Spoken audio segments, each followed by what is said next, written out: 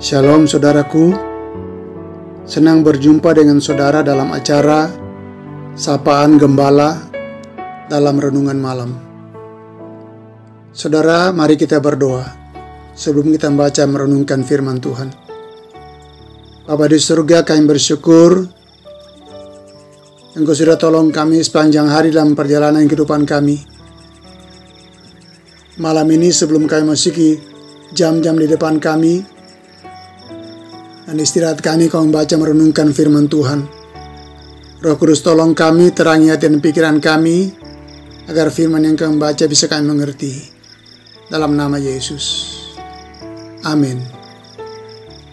Bacaan kita Ulangan pasal 3 ayat 23 sampai 29. Ulangan pasal 3 ayat 23 sampai 29. Juga pada waktu itu aku mohon kasih karunia daripada Tuhan demikian. Ya Tuhan Allah, Engkau telah mulai memperlihatkan kepada hamba-Mu ini kebesaran-Mu dan tangan-Mu yang kuat. Sebab Allah manakah di langit dan di bumi yang dapat melakukan perbuatan perkasa seperti Engkau? Biarlah aku menyeberang dan melihat negeri yang baik yang di seberang sungai Yordan, tanah pegunungan yang baik itu, dan gunung Libanon. Tetapi Tuhan murka terhadap aku oleh karena kamu, dan tidaklah mendengarkan permohonanku. Tuhan berfirman kepadaku, cukup, jangan lagi bicarakan perkara itu dengan aku. Naiklah ke puncak gunung Pisgah, dan layangkanlah pandanganmu ke barat, ke utara, ke selatan, dan ke timur.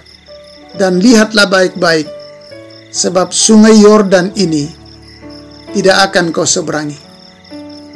Dan berilah perintah kepada Yosua, kuatkan dan teguhkanlah hatinya, sebab dialah yang akan menyeberang di depan bangsa ini, dan dialah yang akan memimpin mereka sampai mereka memiliki negeri yang akan kau lihat itu.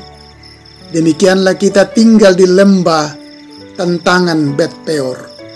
Sampai demikian jauh pembacaan firman Tuhan.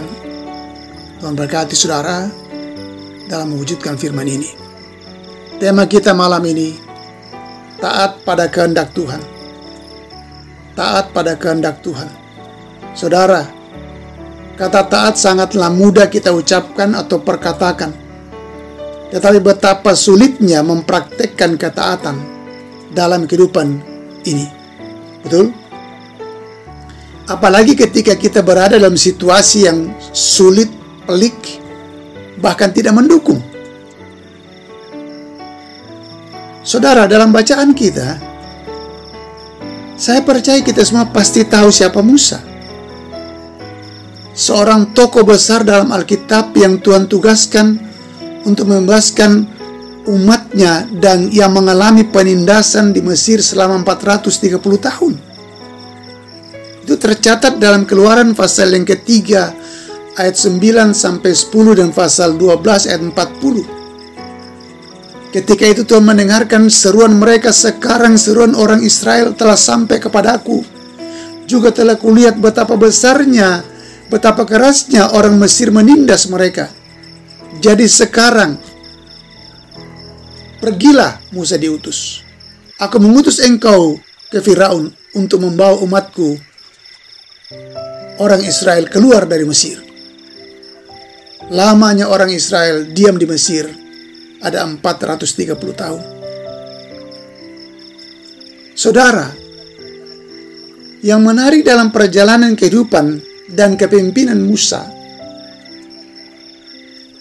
bahwa walaupun bangsanya bangsa yang tegar tengkuk, bangsa yang keras hati, bahkan seringkali mengecewakan Musa, tetapi toh Musa tetap setia mendampingi bangsanya dalam perjalanan menuju ke tanah perjanjian yang Tuhan sudah perintahkan kepadanya.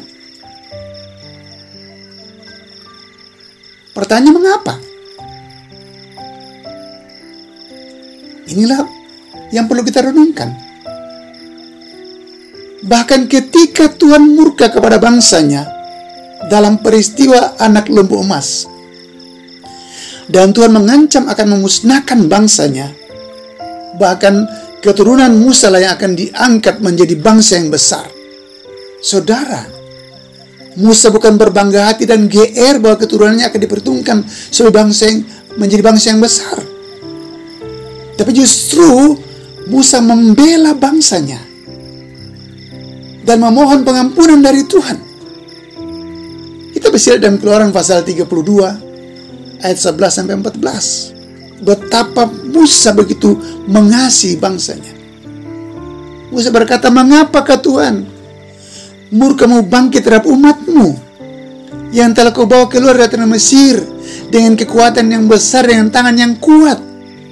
Mengapa orang Mesir akan berkata Dia membawa mereka keluar dan dengan maksud menimpakan malapetaka kepada mereka dan membunuh mereka di gunung dan memisahkan mereka di muka bumi?"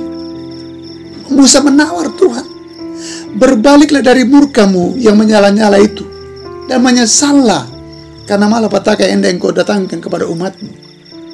Ingatlah kepada Abraham, Ishak dan Israel, hamba-hamba-Mu itu. Sebab kepada mereka lah Engkau bersumpah demi nama-Mu sendiri, dengan berfirman kepada mereka, Aku akan membuat keturunanmu sebanyak bintang di langit, dan seluruh negeri telah Kau janjikan ini akan Kau berikan kepada keturunanmu, supaya dimilikinya untuk selama-lamanya." Saudara, ini tawaran Musa, menunjukkan betapa Musa sangat mengasihi bangsanya, walaupun acap kali Musa dikecewakan. Bahkan saudara, dalam Keluaran 32 ayat 32, Musa rela namanya dihapus dari kitab kehidupan bila Tuhan tidak mau mengampuni dosa bangsanya. Tapi sekarang Tuhan,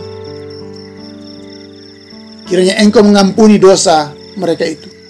Jika tidak, hapuskanlah kiranya namaku dalam kitab yang telah Kau tulis. Luar biasa saudaraku. Ini beban yang dalam yang tuh Musa miliki terhadap bangsanya. Tapi Tuhan berfirman kepada Musa, "Siapa yang berdosa kepadaku, nama orang itulah akan Kuhapuskan dari kitabku, dalam kitabku." Melihat semua ini sudah kasih dalam Tuhan Yesus, menarik untuk kita renungkan bahwa betapa mulia dan tulusnya hati Musa dalam dia mengemban tugas yang Tuhan berikan kepadanya untuk memimpin bangsanya keluar dari Mesir menuju ke tanah perjanjian. Kita catat kurang lebih 40 tahun perjalanan. Dan saudara, ketika sampai di tepi sungai Yordan, Musa menyadari bahwa Tuhan tidak mengizinkan dia menyeberangi sungai Yordan tersebut.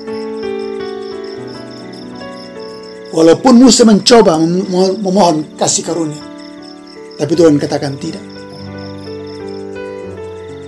Namun demikian, Musa tetap taat pada kehendak Tuhan. Bahkan Musa menceritakan kepada bangsanya akan larangan Tuhan baginya untuk menyeberangi sungai Yordan dan menginjakkan kakinya ke tanah Kanaan. Dia katakan, "Oleh karena kamu." Ulangan pasal 3, 23-26. Saudara, ada dua alasan yang mendasari Tuhan melarang Musa memasuki tanah Kanaan. Ketika peristiwa kekurangan air, Musa disuruh untuk berbicara kepada batu, tapi Musa memukul batu itu. Sementara Tuhan menyuruh dia berbicara kepada batu. Bilangan 20, 8-12. Tuhan katakan, "Ambillah tongkat itu, dan engkau dan Harun dan kakakmu haruslah menyuruh umat itu berkumpul. Katakanlah kepada batu itu, diberikan air. Demikianlah engkau mengeluarkan air dari bukit batu itu dan memberi umat serta ternaknya." Lalu Musa mengambil tongkat di hadapan Tuhan, seperti yang diperintahkan Tuhan kepadanya ketika Musa dan Harun mengumpulkan jemaat itu. Di depan bukit batu itu berkatalah ia kepada mereka, "Dengarlah kepadaku, hai orang-orang durhaka. Apakah kamu harus mengeluarkan bagimu dari bukit batu ini?" Sesudah itu Musa mengangkat tongkatnya tangannya, lalu memukul bukit batu itu dengan tongkatnya 2 kali. Kesalahan Musa. Alasan yang kedua, Tuhan menjadikan Musa menanggung sebagian dosa pemberontakan yang dilakukan bangsanya. Ulangan 1:37, Ulangan 3:23-29, Ulangan 4 ayat 21. Ulangan 1:37 dikatakan, juga kepadaku Tuhan murka oleh karena kamu, dan ia berfirman, juga engkau tidak akan masuk ke sana. Ulangan 4:21, tetapi Tuhan menjadi murka terhadap aku oleh karena kamu, dan ia bersumpah bahwa aku tidak akan menyeberangi sungai Yordan dan tidak akan masuk ke negeri yang baik yang diberikan Tuhan Allahmu kepadamu menjadi milik pusakamu. Terkasih dalam Tuhan Yesus, inilah kenyataan yang Musa hadapi.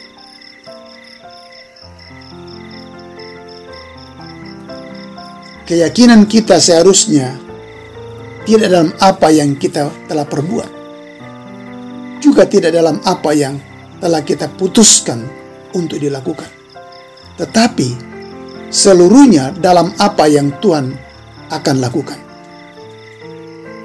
kata Charles Spurgeon.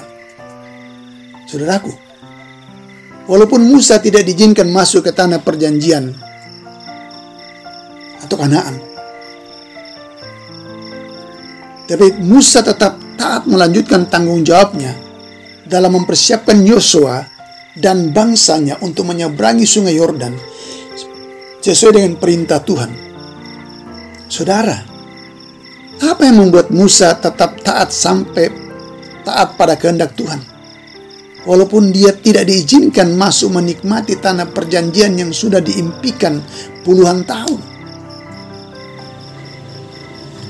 Catatan saya, Musa hidup takut akan Tuhan. Orang yang takut akan Tuhan akan senantiasa taat pada kehendak Tuhan dan bukan kehendaknya pribadi. Yang kedua, Musa orang yang lembut hatinya. Bilangan 12 ayat 3 katakan, adapun Musa, ialah seorang yang sangat lembut hatinya, lebih dari setiap manusia di atas muka bumi ini. Bagi Musa, tidak jauh beda dengan apa yang Yesus katakan. Kalau boleh biar cawan ini berlalu, tapi tidak, kehendakmu jadilah. Walaupun Musa mohon untuk melihat, tapi Tuhan diizinkan. Bagi dia ialah rancangan Tuhan yang terbaik.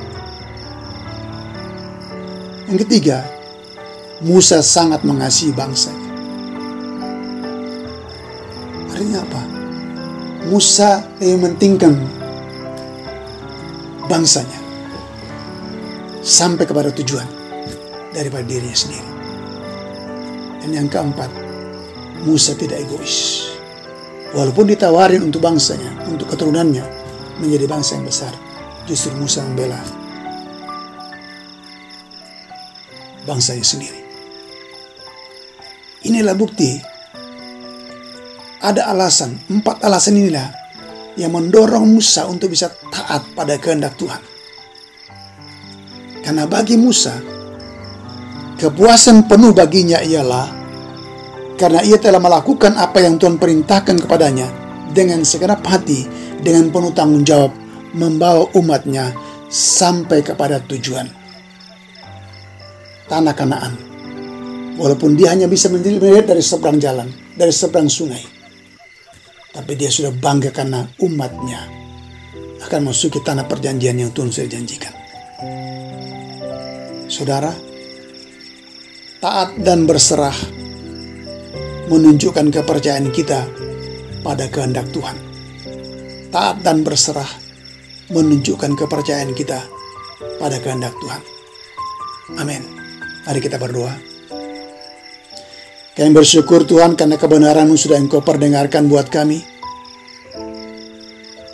Kuatkan kami untuk tetap pada kehendak-Mu, walaupun yang terjadi tidak seperti yang kami pikirkan atau harapkan.